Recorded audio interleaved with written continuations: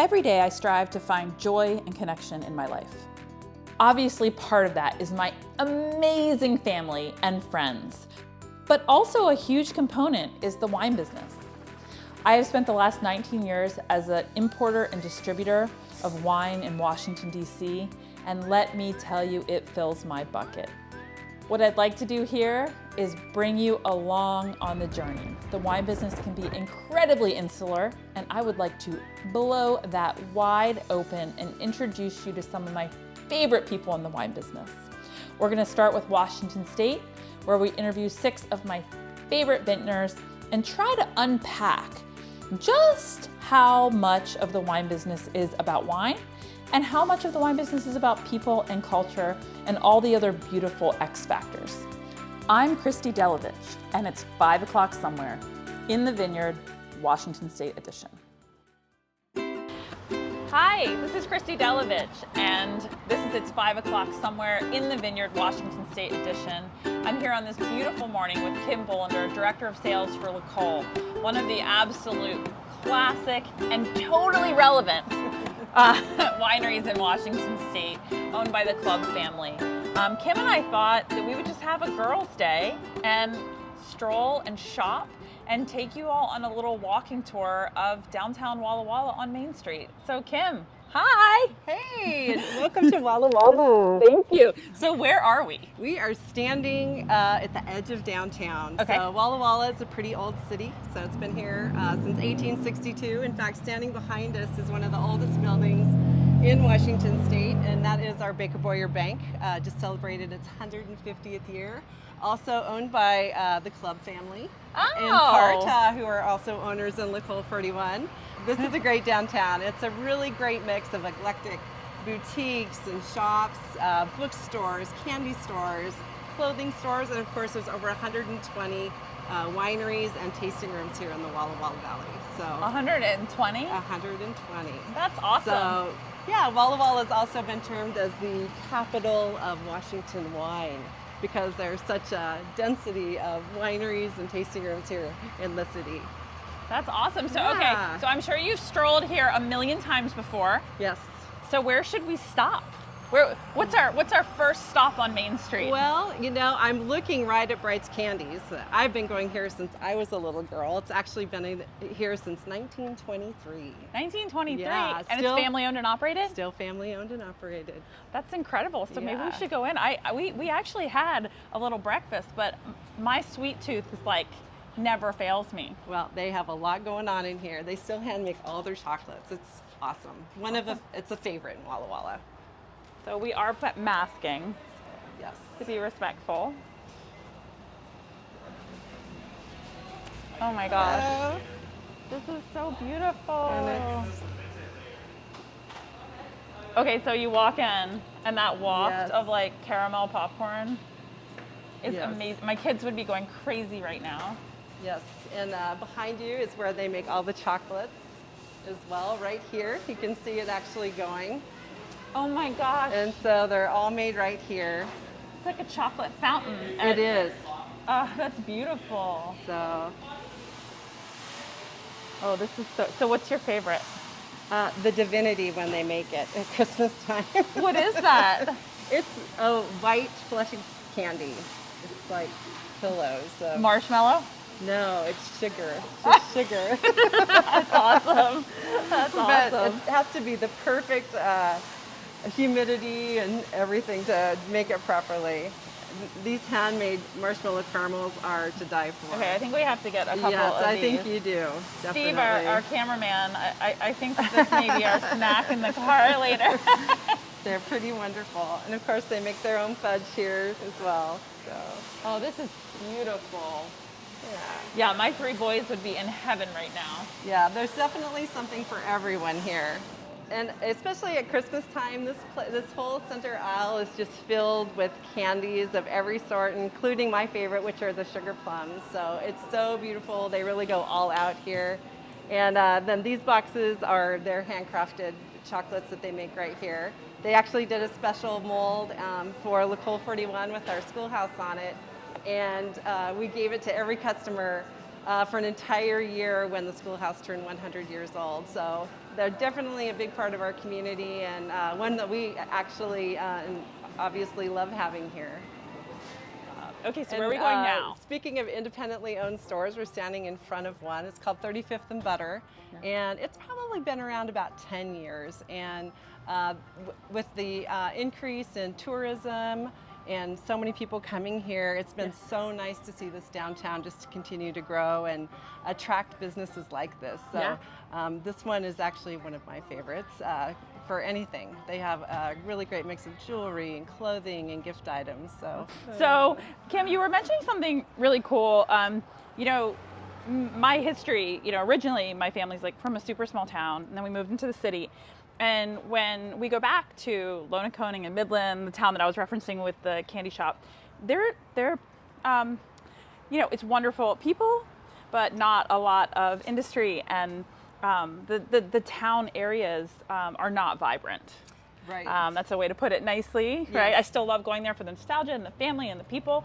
But you had mentioned that there was a time in Walla Walla where a mall was built. Yes. And it drew everyone out. So can you speak a little bit about the revitalization of this area? Because it is still really unique to have a real Main Street and a real downtown. It is. And when the wine industry started growing, a couple of different things happened. First of all, we realized that not only did we need people to work in our wineries and restaurants, but we also needed to have, if we wanted to be a world-renowned wine region, we really needed to have a place for people to come and enjoy their visit here as well. Sure. And so, yes, Walla Walla back in the 80s was described as, you know, you look out and there's tumbleweeds crossing the street. So it's definitely changed a lot. I mentioned earlier there was there's a downtown foundation here that was established to really revitalize downtown. Sure. And they were also a big part of what we even see over here when COVID-19 hit. The city and community really came together to try to do everything we could for the local restaurants and all of the multitude of tasting rooms here downtown. Sure. So we created outdoor space, awesome. Which we didn't have before. And so we've given up quite a bit of parking on Main Street, and we actually closed a section of this street, First Street, to create seating for people that are visiting and having lunch because the inside was so limited.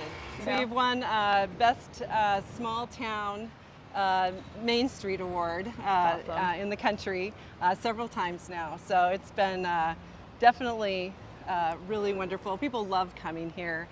There's also an entity called Art Walla. Okay. And so as we're going through here, it's hard to see because there's so many plants and with the new seating, but here's one of the bronze casting done. But you'll see pieces of art. I think there's 18 just in a 7-block span here on Main Street. So there's different artists, and they're of everything. There's dogs balancing things on their nose. There's a pigeon. It's just they work with the artists, a lot of them local. The foundry's been here for quite a while, and it really started out just doing bronze castings for the main part, but now they do so many different mediums, and actually they're world renowned for the work that they do. So it's an actual place that you can go? Yes, it is. It's just about a mile from here. Okay. And so unfortunately, due to COVID, they're not open to the public right now. We did try to get in there, but it's definitely, when people come here, when it's open, that's definitely a place to go. And I guess they're actually manufacturing. Artists are manufacturing their work. Yes, and I think it was in New York City. They did a huge casting of a tree that went in the library. I think it was in New York City, and it was done here in Walla Walla. Oh, that's amazing. But we also have 2 four-year universities, and Whitman College has several. You went to Whitman? I did. You played basketball? Yeah, long ago. I did, yes. It's really fun to be in the town where it's your alma mater as well. But there's several really beautiful pieces that the college has done, had the foundry do, that's on campus too. So it's really fun. And then we have Pioneer Park. It's 50 acres right in the center of Walla Walla. And they've also commissioned several different pieces. So you'll find art scattered throughout our city. Well, and one of the favorite things you mentioned, I was lucky enough to get Kim all to myself last night, and we got to catch up. Yes. And Kim lives in a beautiful Victorian that she's restored right off of the Pioneer Park. And one of the coolest things for me is like when art becomes a part of a community. Yes.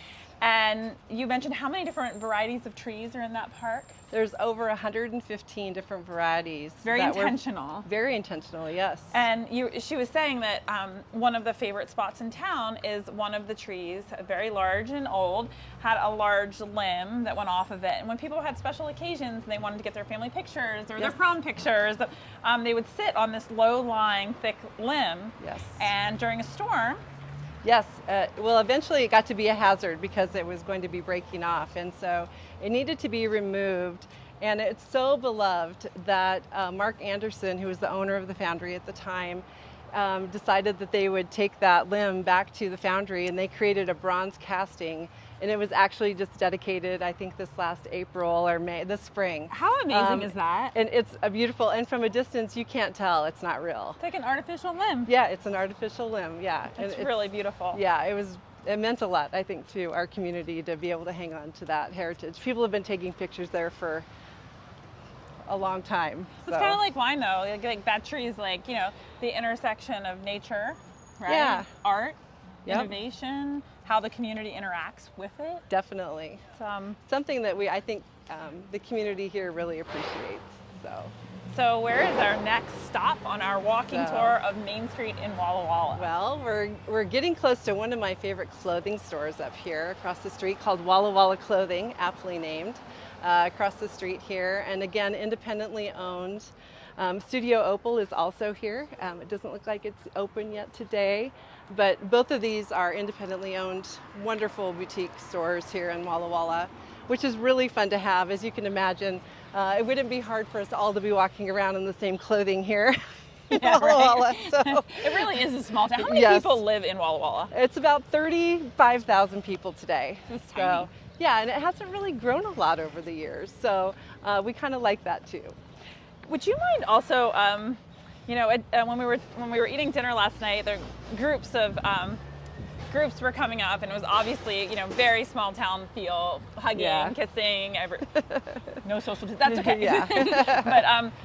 But one of the things that, one of the stories that Kim told me was about the Shalom group, and how many couples went together and owned 49% of a winery? Yeah, there were 49 couples who owned 49% of the Canoe Ridge Vineyard project at the time. So that was the late 90s.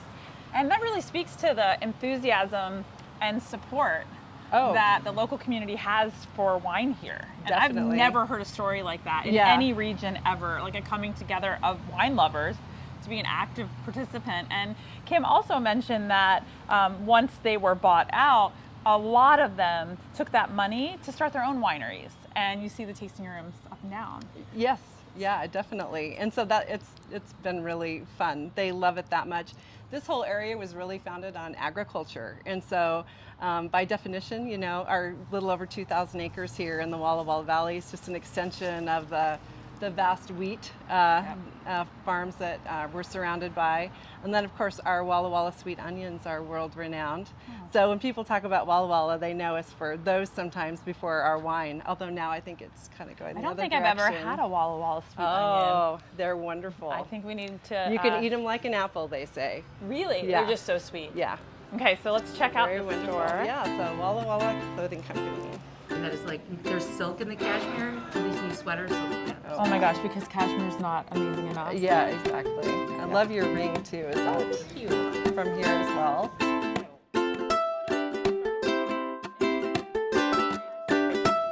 Thank you so much, Thank ladies. Everything's so soft in there. I know. We're very fortunate. We don't have like a big Macy's store or anything like that, so these stores really are great. Otherwise, we would have to travel about an hour. Walla Walla's in the middle of nowhere on the way to nowhere. So if you get here, it's definitely, you had to work at it. So Yeah. we really appreciate the people who are here because we know that it was intentional. Yeah. You don't get lost on That's your, the word I was yeah. thinking when you said that. Yeah, so. That's wonderful. So in terms of farmers markets, Yes. we're not going to be here on the weekend. Yes. But just like make me feel so regretful that Yes. that's not the case. So tell me about the Walla Walla Farmers Market. It's wonderful and it's big. Yeah. You know, living in an agricultural area, it draws people from as far away as 2 hours from here toward Yakima and farms in Prosser. And we can grow everything here, so it's really wonderful. And it's held right at the other end of Main Street, and Okay. actually, the roof of the awning was made to look like a tent, and it's a bronze casting From the foundry? that was also done there. And so there's usually live music, people cooking Walla Walla onion sausages. What day is the farmers market? Saturday morning. And like from like 9 to noon or? Yeah. That's really Yeah. cool. So it's very fun, very festive. It's something when you're in town, everybody wants to go to. And lots of artisans are there as well. So with their goods. So you see here's some chairs. Cool. Made of rocking chairs made of barrel staves. Yes. Cycling's very big here. Cycling? We have lots of people who come here just to spend a week cycling on all of the rural roads around here because it's so beautiful. And they're not busy. So it's a safe environment for people to ride as well. So surrounding Walla Walla, in terms of just paint a picture for people. Are we surrounded by vineyards and wheat fields? Is it rolling? Is it flat? Like, give me. Yeah, there's the only flat place is in the bottom of the valley floor, which we're kind of in right now. Everything else is rolling hills all around us. We're at the base of the Blue Mountains, and so Walla Walla actually gets its name. It's Native American from the Nez Perce and Cayuse Indians, meaning many waters. So Walla Walla, and being at the base of the mountains, there's so many streams and rivers and tributaries that break off from that. So that's what this was called. But we're definitely surrounded by mostly rolling wheat fields, and then today more and more vineyards. But we're also very well known for our asparagus, and we talked about the sweet onions. Yeah. But yeah, there's lots of really beautiful agriculture here. Okay, so now we are getting ready to walk in. I mean, I think when Kim and I were talking about this walking tour and plotting our path, a lot of things changed. We both agreed that bread had to stay in the mix. So where are we, Kim? So this is the Walla Walla Bread Company, and we've been so fortunate to have this here. In fact, the chef here was just on the Food Network's Best Baker in America and was in the top 10. So we're very proud, and you'll see when you go in, if the case isn't empty already, the beautiful pastries that are made here. Okay, we'll check it out. And bread.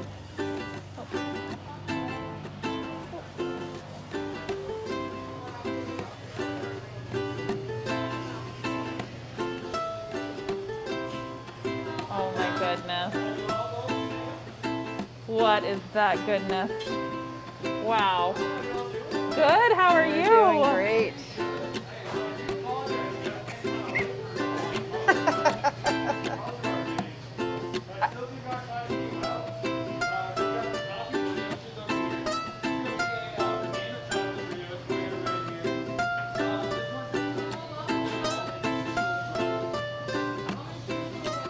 So Kim and I are at the end of our stroll. Yes. Down Main Street in Walla Walla, and it's just a lovely place.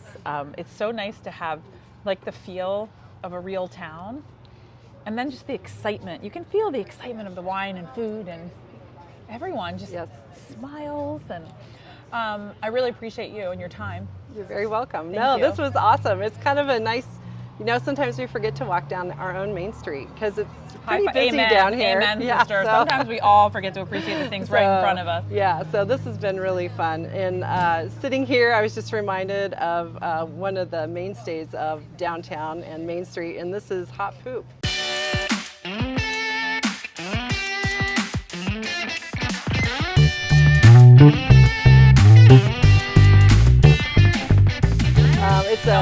What a name, first of all. I mean, what a name. Yeah, it's a music store, and it really is an institution here in Walla Walla.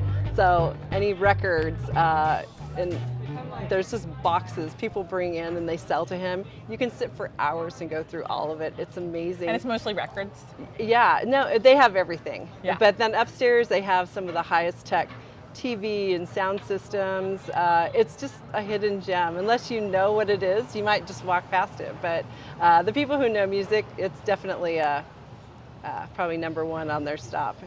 After wineries, of course. Of course. Anywhere else on Main Street that we didn't stop that you'd recommend when people see this and they're so excited about coming to Walla Walla and they race here, where else should they go? Well, we didn't get to pop into many of the restaurants, but there's small independent restaurants just dotted all around Main Street. Brasserie 4 is one of my favorites. There's also a beautiful patisserie just one block off of Main Street by our beautiful butcher shop. So there's so much to discover and not enough time to talk about all the wonderful places to go here in Walla Walla. Give us 2 other restaurant recommendations. Besides Brasserie 4, we went to T-Max last night, which is really fun. And then we have Walla Walla Steak Company here in Walla Walla as well. We say Walla Walla a lot because it's in every name.